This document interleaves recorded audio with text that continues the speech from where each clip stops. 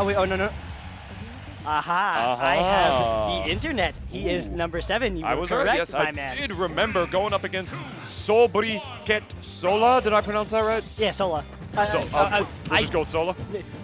We all just call him Sola because nice. none of us know how to pronounce that first. Oh, you know the word. thing. You know the thing, right? That means he's eventually just going to change his tag to Sola. Oh yeah, that's what every Smasher does. John, bunch of numbers. John numbers. Every single time, my friend. Yeah. With another hero out here. Not used to casting this character this much, but here we go. Now, Sola is definitely the NGIT mainstay. I think he's going to be probably 4th on our rankings this semester. Oh, wow. Either 4th or 5th. No, actually, I think probably 3rd or 4th on our rankings this semester. Nah, he's like such a consistent player. Really good with the spacing on the shield right there, just waiting out the shield drop in between the hits of the F tilt. That was really good. That's the thing is like his strong suit is that just he's very passive. He'll just wait for you to like press on him, or like he's also like. He does kind of falter, covering those ledge get-ups, but if you do, he is so good at covering grounded get-ups. It's kind of like sometimes it doesn't feel fair. Speaking of unfair, this guy got no zoom and got chased by a predator drone. That was almost really unfortunate. That was a 5 kill streak there. That was definitely. Seven, I think. I forget what it was. I see 130. Cha Bob. When are they adding kill streaks to Smash, bro? This is going to be an interesting matchup. That's going to be the next DLC character. Yo, stop. Every stock he takes, he gets like a UAV and then like. When are they adding Price? Captain. Ooh, the snipe right there. Okay. That was beautiful. I love. This is the thing that I'm going to be anxious to see in this matchup, my friend. We were talking over and over again when we saw Vivi go up against Syrup just a few minutes ago. Now we have a different matchup against a character who can definitely zone you out and force you to play his neutral, being the set play character that he is like Sting. So this is going to be interesting because I feel like Hero is not going to be able to get like the buffs that he needs as often as he would against another character that plays that sort of longer game. You would think, right? Ram literally just was able to just sit there and up tilt the zoom coming back. That is some prime luck. That's some prime luck. That's some privilege. That's a huge hitbox right there. Intangible during the move, but not during the bottom of it when Hero actually lands. All right, but if you hit the zoom, is it a read? Time to start a flame war in the comments. Hey, it can be. It takes a certain amount of timing for sure. Like I just mentioned earlier, as far as like potential intangibility goes. This is where it gets rough though, man. The bounces out, man. Snake's probably just gonna wait this one out. I mean, technically, if you use the trick I said earlier, where like the camera kind of shifts a little bit, it is technically a read because you're kind of reading how far the like which one he's going to get in order to what's it called? In order to punish the zoom angle. That was a really interesting interaction out of the hit lag on part of the Snake. Yo, get away from me! Yo, get off me, bro! What was that? No! Is this multiverses? It looked like a Tom and Jerry skit. It did, actually, honestly. Like, I don't know if you've seen any gameplay of that. We'll talk about it later. He ran straight into that wall. Look at this. He just absolutely waited. Nutty stuff, honestly, as we're going to go pick out our song right here. I respect that when some players like have a favorite song that just they feel like powers them up a little more. Oh, and it's such a good one too, man. All right. Do you know what so if you listen to your own music, do you know what the true, so on your counter pick, do you know how you get your music counter pick? How do you do it? So you pick the most like low tempo, boring song imaginable to ice your opponent. Because they're listening to the game sound, so they're just and meanwhile you're listening to like through the fire and the flame. That's some out of the box like grime stuff right there. That's like just fist bumping Rivers really, really, really hard, like before you play him. That's some absolute grime lord stuff right there. Now, my favorite grime lord is Dill looking at the mirror at Xeno to check if people are mashing at a down throw. That's like literally like screen cheating. Like you're like in an FPS game, like on split screen. No screen peeking! Whatever. It's like COD with your younger brother. Almost done. Oh my god, second time! Yeah. Second time with that snipe in the exact opposite side of the level, but in the same positioning. Yeah, because what Sola's doing is he's burning Ram's double jump, so he's forced to do those like max distance up Bs that are like not really too optimal. And Ram's not like, again, he's a very, by the basic Snake, he's just very good at playing, setting up his winning scenarios and like playing around those scrapping situations. So he's not gonna have like he's not gonna really go for the more technical grenade recatches and like the infinite recovery stuff. Oh, Yeah. I actually thought he was about to do it, and I was about to eat my words. Shout outs to Hugh Neutron right there, man, because you're just a sitting duck in that position, especially with Snake's recovery, you know, on the way up. That can definitely spell disastrous. I feel like that's where Hero's going to get a lot of his buffs in this matchup when, like, you know, he's not just forced to deal with the grenades and just, like, play around Snake's neutral. Like, this matchup, I feel like, can be so volatile. In that sense, you know, especially off of like grenade explosions as well, Accelerate coming into play just to being able to max yourself around that. It's all sorts of crazy stuff can happen in this matchup, I feel. Nice. And you just have to like, once you're at that like certain percent range where like you kind of you feel in your bones you get up tilt. Your game plan is like almost like, you know, like ICs in like don't get grabbed. Yeah. In this game, it's like you just have to play anti-up tilt. Like, you know, max space everything. You know, play very grounded because it's an anti. Yeah, it can be used in scrap scenarios and to like just beat up moves because it has stupid like frame data, like iframes and stuff. Yeah. Woo! It's a lot harder to do with that raw up tilt. Like anti-up tilt, you know, like knowing when not to hit him when he has a grenade out. Like right there, for instance, when he was just shielding with it below the platform. Ram didn't have it in his hands, but he knew that he was still positive there because if he hit it, that it would have just detonated the bomb. That's actually the unique thing about Kazap is that what's it called? Is that it will blow up grenades, but if the grenade's still in the toss arc, it will pop it up. So like a lot of times you want to like. The hero player is almost like, you know, inclined to use kind of Kazap to kind of, you know, to make the Snake player a little bit more antsy because, like, you know, a lot of his projectiles kind of fly up in the air and do nothing, like, really not doing anything. So he'll try to scrap more, and then that way you can get, as we said time and time again, is like, you know, those strong backdash punishes that, you know, hero is known for. Accelerate out again. How's he going to space around the bombs? C4 on the left platform. Detonates it immediately because he has like 2 more seconds of Acceleratle and it's going to start, you know, going away. All right, I think it's 11 seconds on Acceleratle, Yeah. So it was 4 more seconds. I think Ram recognized that C4 on the left platform wasn't going to do much to it when a hero was that fast with Accelerate out. You know, he's just going to be able to drift around it really easily. Oomph is out, though. All right. He does have that psych. He wants that forward tilt because that forward tilt at ledge will just kind of delete Ram's stock, but Ram with that grenade in the hand, just willing to take every counter hit because he knows it's like, okay, he's fishing for that killing blow.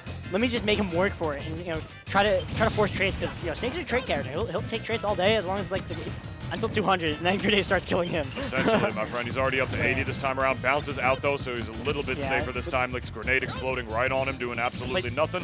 You know, we see that cross, so we know that he's either looking for a dash attack or that, you know, that low profile up tilt. Finally sticks in that back air, making it 1-1. Still very scary, you know, position because honestly, I feel like up to all that range, even at like 90, it just explodes people. Like even Hero, who's a heavier character too. Yeah, no, for sure. You know, it's just like sort of like feeding the meter with a character like Snake. You know, you just try to like break his combos or just like, you know, he'll break your combos with those grenades over and over again. But then Bounce comes into play on top of that, and Accelerate can work his way around it, my friend. As long as Snake still holds his ground, though, man, I feel like when it's finally time for Hero to actually approach, that can be where it spells a little bit. And again, like, you know, I feel like even though he doesn't play as much, I feel like the player that, in my opinion, was always one of the best at doing it was like Wraith, because like Jalil was just so good at just kind of like, all right, dash up shield, and just kind of slowly pushing you like, oh, you're in the corner now, my turn, and then just like forcing people to either swing or like. And I feel like that's kind of, you know, this is another one of those, you know, zone dittos. That's kind of how Snake has to play. Is he kind of has to, you know, kind of use grenade to maybe coax him out of the corner if you get some interesting bounces off platforms. But more so, you want to use it to kind of cover his space so that way they don't feel comfortable in their movement, and then you can start, you know, breaking that field. Yeah, we call that admiring the neutral, or in my days, just running up and shielding. We would spend hours. We would spend hours just admiring that neutral. That was some awesome neutral. I'm a neutral enjoyer. Me too. We're all neutral enjoyers out here. Yeah, PA though, PA likes to run it. They're scrapping. It's like, so NY, they camp you out. They're going to the ledge, like, all right, 7 minutes. Yes, I won't be home for dinner tonight. And NJ, you know, we got that little bit of cross grid right here, man. They'll do what they have to do to survive, you know, whether that's just, you know, fighting in the scrap or just like hanging in the back a little bit more. And right now we got ourselves a dead even game here on Small Battlefield. This is an interesting stage because I feel like, you know, that F-Tilt is going to take the stock. Yeah. You know, it's sort of like a zoner type of matchup, you know, with Snake, you know, having to play around his neutral, smaller space to be able to do it, you know, with the platforms as well as that down throw to the up tilt's going to take the stock. You are also kind of fighting him like a swordy. Yeah, in that way, you know, because the platforms are just positioned in such a way where you can still space your hitboxes around them and still be positive. They're going to want to do that, like the falling aerial with like max distance. Yeah. It's just interesting to like sort of be on that smaller stage and not give Hero that kind of time anyway. But it's a totally different type of matchup regardless. Like, you know, this is the kind of matchup where Hero will take any and all buffs he can get in between. Like right there, he can get the accelerate. He's got to back up already. He's got so, you know, 10 seconds on the clock till that goes away. Good use of that up tilt. Trying to, you know, because he knew he was like, okay, I have double time buffs. Let me try to make the most out of what I have available to me. Oh my gosh, they're to 71. Whew. Some grenade setups. I don't know, like. Maybe just me. I'm still on the fence. I don't know if like grenade setups are keck or cringe, because like I always like you know, doing a throw combo and then comboing off like the item they're holding and like kind of like almost ping ponging off yourself. I thought that very interesting. But like you fight Snake, it's like, oh, it's like it feels like guaranteed. Like it's just. I'm going to be honest, I think that depends on the matchup. Yeah. If I'm being honest, because some matchups were just like... Maybe with frame 2 air dodges, you can try to get through it. Exactly, yeah. No, if a character's or like just really... foresight.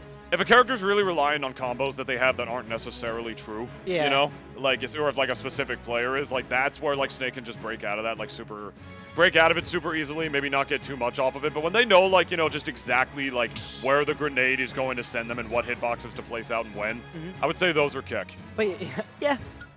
No, I just want to say, like, just long set plays, like, winning this Game 3 is actually huge for Ram. Because he gets counter pick advantage in Game 5, and we've been seeing a lot of times that counter picks have been determining sets.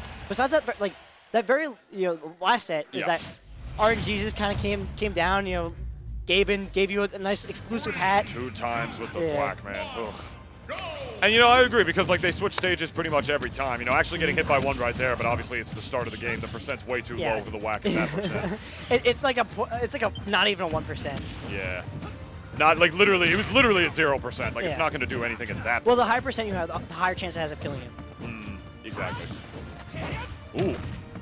Which is, at least, makes sense. Oh, that was a crit down smash. These guys are going over and over again with just not completing, like, not completing their 2-hit combos right there. Like, no F-tilt, only getting F-tilt hit 1, trying to reset that, then going for the crit down smash at the end of that, just over and over again in the boxing. It's nuts. I think, a lot, you know, since both these players have really good, you know, not only reversal moves, but are just good at kind of like swinging back off of an overextension.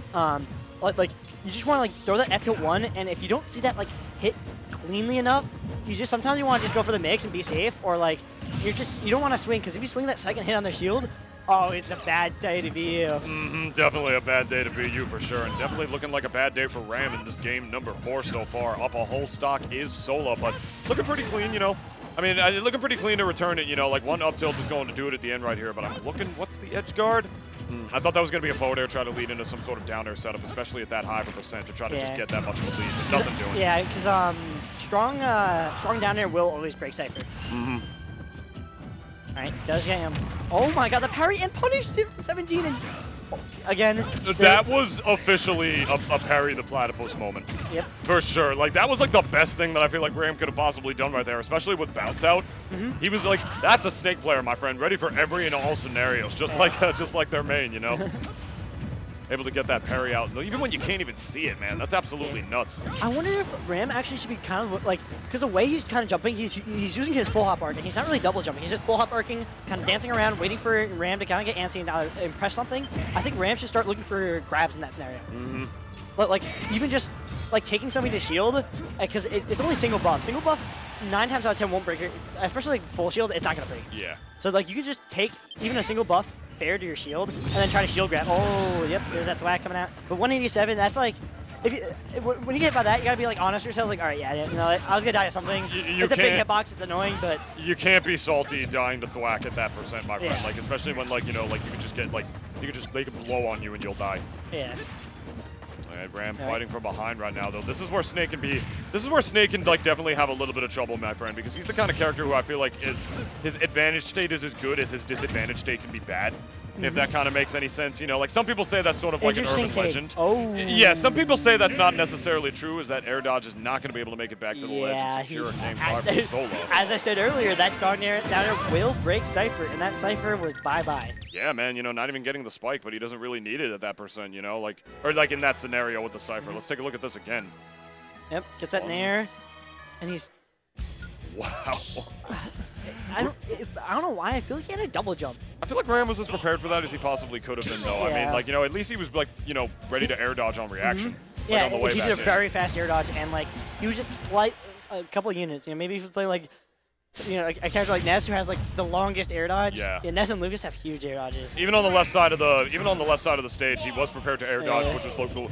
He was prepared to air dodge around a flame slash out of a Cypher, which was like pretty much the only way he could have gotten out of that scenario, and Ram was prepared for it. So even though he was prepared to do that on reaction, it just wasn't enough because he just wasn't close enough to the stage, unfortunately, which is really good on Sola to recognize that positioning there. Yeah, but Sola right now starting out with some instant momentum. You know, not only as I think it's psycho because it's been a while and he's still red.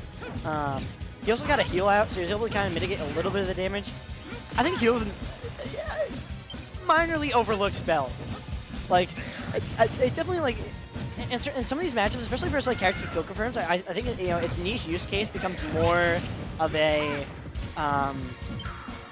more enticing to you. Yeah, you know, some more than others, my friend, but you'll take whatever percent you can get in a matchup like this, where the percent just slowly builds on because of the grenades and what have you. You know, this is the kind of thing where you really have to like take as much as you can get, especially on a stage as small Battlefield, where you're, you know, forced to play Snake's neutral as much as you are, as a set play character is wants to do, really. Yeah, I just realized we actually have some Metroid music going on, so maybe, you know, Ram's trying to go for that power up because he's rocking the Samus tag. Ooh, he is. He definitely likes, definitely a big fan of Metroid, if I'm not mistaken. Yeah. Now Metroid fans are eating good. They somehow got like a full new release before the game that's been hinted at for years even came, like is showed any gameplay. Yeah, Dread's the best. That was wow. Was that Galaxy Brain? Was that like was that a spot dodge cancel grenade pull and that's why he got hit? So he dropped the grenade. The grenade was by him. He spot dodged, but because they both got hit by the grenade, it changed the vector of the hitbox. So that way that he mainly took the knockback from the grenade rather than the forward smash. That had to have been like on the first possible frame because like Ram still looked like he was in his spot dodge when he got hit by that. He did that the last set too. I don't know if you caught that. Yeah, no. Can't say that I did. I didn't catch it the last set, but I definitely saw the grenade saved him there. That was an absolute nutty play, my friend. That's the kind of stuff that you see from Ram that secures their spot back on the PR. Who parries that is the thing. Schizophrenics. Optimal players, that's who does that, my friend. You know, that's positive as hell on Shield. We have two different definitions of who parries that. We do, don't we, honestly? I am the one who parries. Oh, that was actually kind of scary because he almost got if you got one slot over, he actually got hit by that. It was a good projectile for coverage, you know. You don't know exactly where he's going to be on the zoom on the way down. If anything, I thought what he was going to do is I thought he was going to up smash on the right platform, then run to the left one and up tilt. Yeah, so that way like he's kind of scared and it's as you said, covering that area. Exactly. And getting momentum. I guess Ram just didn't think he needed to. Still alive, my goodness. I feel like Sola really needed that stock, my friend, and he's going to get it right there with the yeet. Taking that first portal to the blast zone.